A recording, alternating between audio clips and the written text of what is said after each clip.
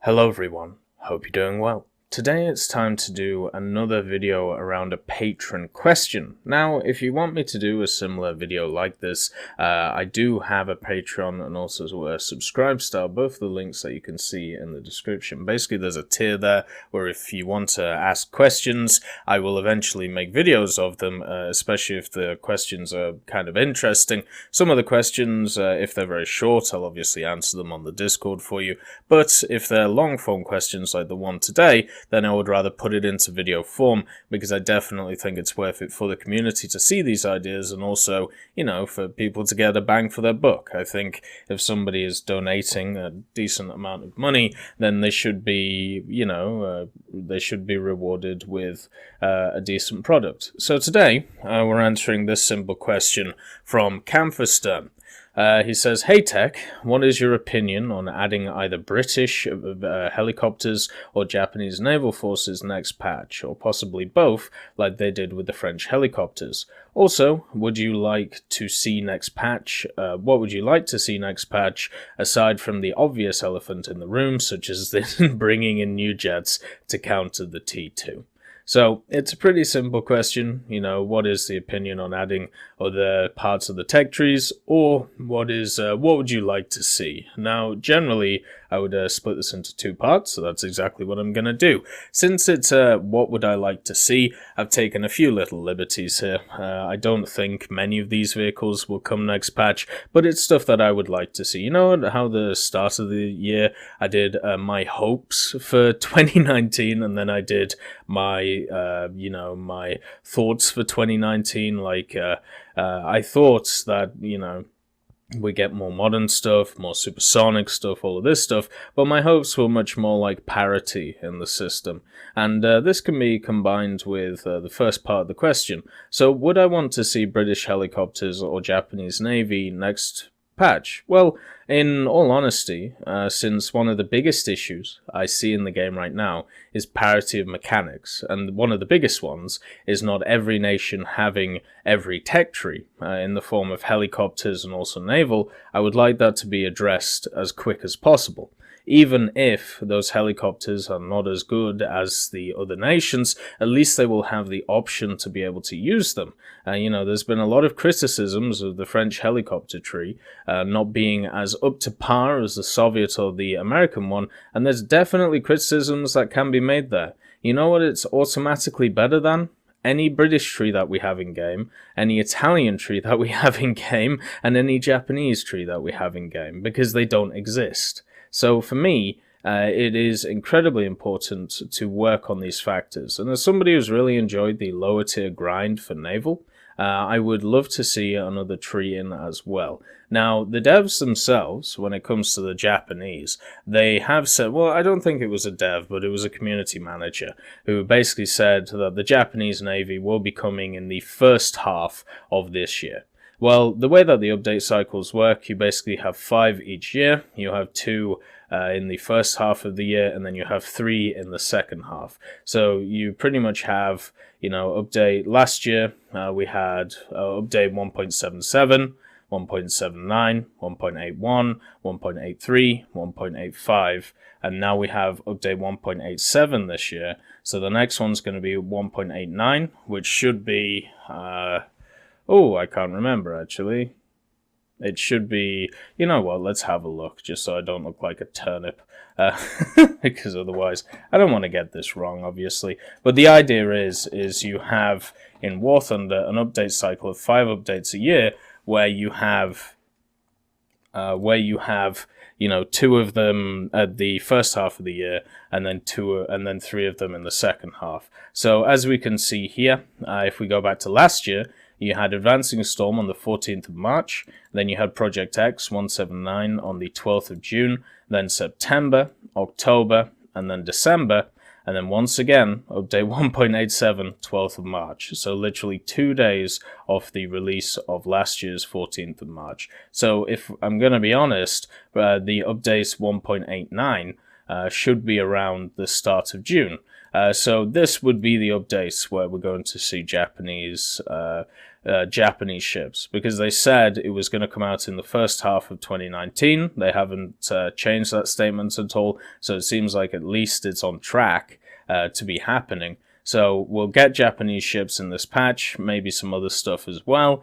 And also, this was quite a large update, so was this one. You know, you had all of the modern MBTs come in, such as the M1 Abrams, the Challenger 1, and this one was the Leopard 2A4, and also, you know, you've got Jaguar Engine 5, and then the next patch, helicopters. Last year was a crazy year for War Thunder when you actually think about it. And then you had naval release, you know, tons of stuff last year. Absolutely insanity. But yeah, since there is only 2 updates in the first part of this year, we should be getting Japanese. And they have clarified this many times, that this is going to happen. But if we're just looking at the raw question, would I like both of them? Yes, of course I would. Do I think it's plausible? No, I don't think so. Generally, we only see one tech tree at a time, so therefore we'll see these guys, and then later on in the year, I'm hoping we see something like British helicopters. And just as kind of like a little tidbit, I think it would be hilarious if the British got an Apache before the Americans did. I think there would be a lot of salty people out there, and I could definitely understand why, because it would be a little bit of a kick in the teeth. But then again, I think it would be a lovely addition to the British tree. Anyway, I'm looking forward to the Japanese naval stuff as well, because they have some really nice light and heavy cruisers, and I'm wondering if the reason why we've been kind of bulking up in naval is to make way for these large Japanese cruisers. Like, a lot of people have, well, not fallen in love with Japanese ships because of the larger ships, but there's definitely a hell of a lot more interest in them than there is the smaller ships. So with that said, I'm hoping it brings a boost to naval when the Japanese come out. I'm sure it will, because of the, you know, the popularity of the Pacific campaign. So overall, I'm looking forward to it for that reason. The second half of the question is, what would you like to see next patch, aside from the obvious elephant in the room, such as bringing the new jets to counter the T2? So I've decided, because of the way the question's worded, not talking about, you know, counters to the T2. The only one I will talk about is, a lot of people have brought up the Jaguar. I understand why they're bringing it up. It's a comparable speed. It's got Aidens on it. The issue is, once again, though, it's a UK-French, you know, offer, so you could technically give it to both nations. But the problem is with it is that it's a CAS plane. You know, it's a close air support plane, very similar to the Seahawk in its role, where it's designed to attack the ground first and then be used as a pseudo fighter. And the problem that we see from these vehicles is they get outdone by pure fighters. We even see it nowadays in modern combat through either simulations or even military tactics, you know. It's just, if you create a plane which is designed to solely kill other planes, it is normally going to, like 90% of the time, going to be able to outdo its opponent, which is designed as a multi-role aircraft. So that's the only issues I have with it. I think I'm going to do more research into the subject. I think I need to do more research into the subject, but that is definitely a possibility that we could see. But anyway, I'm going to talk about the vehicles I would like to see, because, you know, that's why we're here. The first one is, of course, an oldie but a goodie, and one which is incredibly surprising that it's not in the game, the B26 Marauder.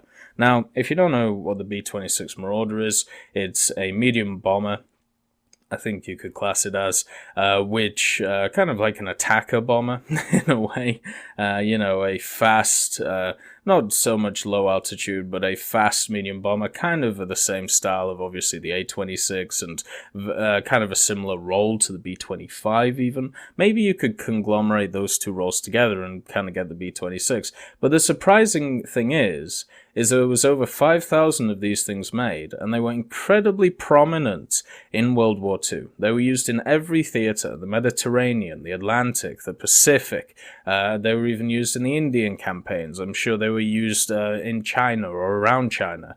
And on top of this, there were so many of them made, and they were an integral part not just for the Americans in the form of the B-26, but also the Marauder in the form of the British. This could be a really good aircraft to be able to put in the American tree, and if you wanted to do some kind of Lend-Lease premium, something they've done, you know, for a while, since the game has been released, you could easily stick it in the game. And there are so many different variations of the B26. You know, some of them are heavily armed with like 12 50 cals staring forward. Some of them not so armed. I've personally picked the initial one with the Pratt & Whitney R2800 5 engines, which also had two 30 caliber machine guns and two 50 calibers. But you can see here that you've got turrets on the thing. You've got a gunner in the front, very similar to the B25, and a turret on the top. Basically the same. Same defensive armament as something like an A26, but it kind of saddens me that it's not here yet. It is definitely one of those ones which, in my opinion, has been overlooked. I haven't seen it being passed to the developers. Maybe it has. I might have just been misremembering it, but I've never really seen an official response why it hasn't been added, or why it's been overlooked, because it is iconic. It does mean a lot to a lot of people, especially Americans, and therefore why not? And as you can see, I'm going to be going through one vehicle per nation because I think that's the best way to do it.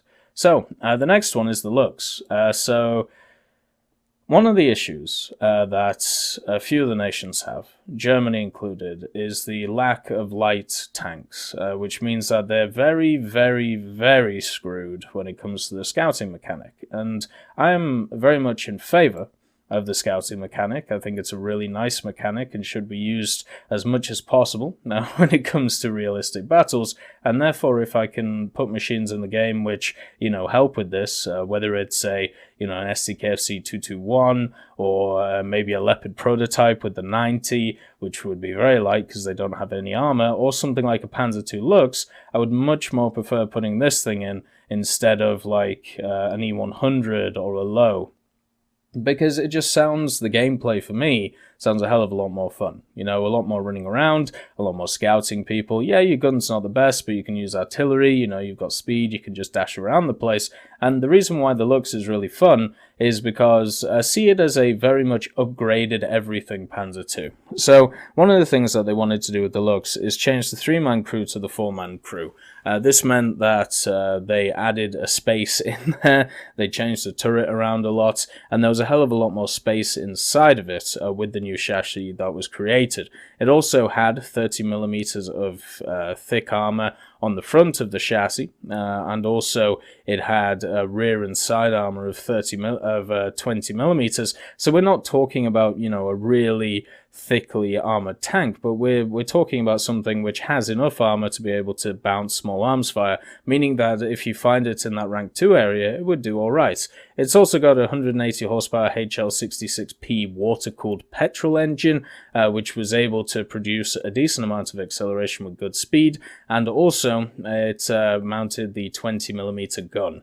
A lot of people have fond memories of maybe World of Tanks or maybe other games where it mounted the 30mm, but the one that was built, the one where they built 100 of them and used them on the Eastern Front and also in the battle for France, in the Normandy in 1944, I should say, they had the 20mm attached to them. So overall, it was a success of a machine, and since it's still quite different to the Panzer IIs that we have in game, I'm kind of surprised we haven't seen it as a lower tier scout vehicle. I think it fits in the game perfectly. The only issue would be, of course, the 20mm not being too useful.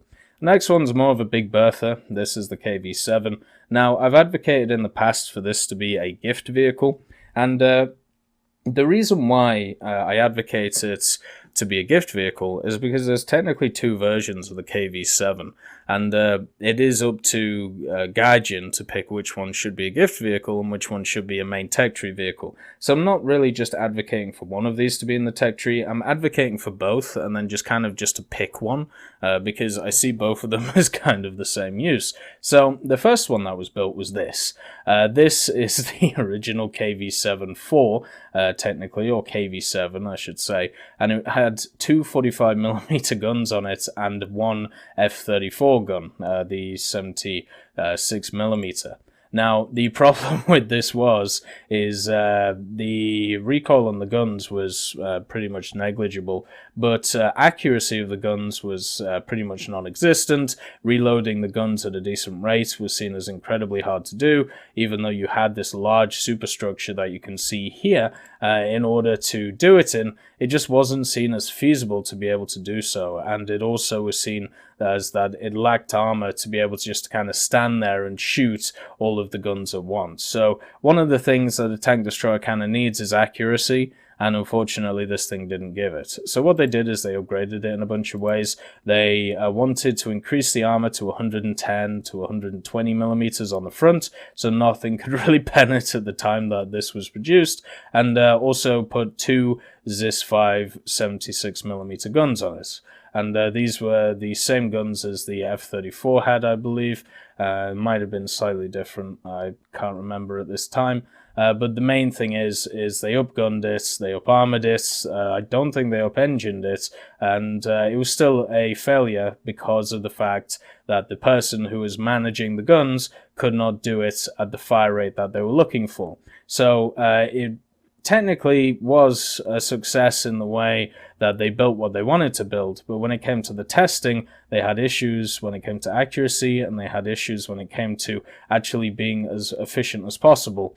So therefore, the project kind of just fell apart, and after these two, nothing really happened. But I think since they're both built, since they're both tested, they could easily be put into the game. The next one, we're going after World War II.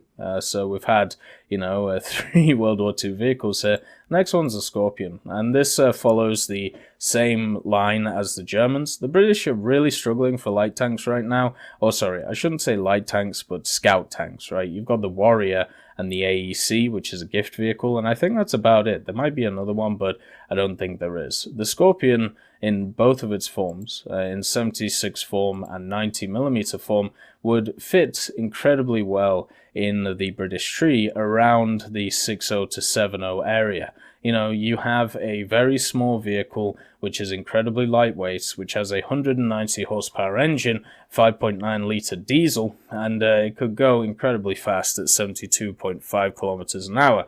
And one of them being armed with the 90mm long barrel Cockerel Mark III MA1, and also the other one having access to the 76mm L23A1, which could fire the high explosive HESH and smoke and canister round. Just sounds like a hell of a lot of fun.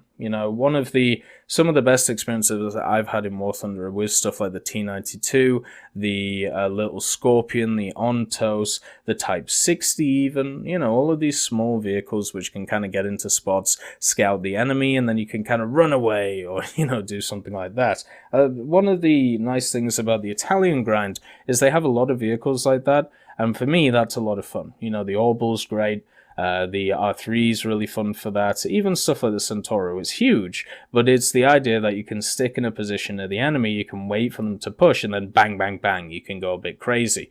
When it comes to these machines, the Scorpions, I think the same thing could be done. And they should really get hull broken. They don't really have any armor. They can deal with small arms fire, but that's really about it.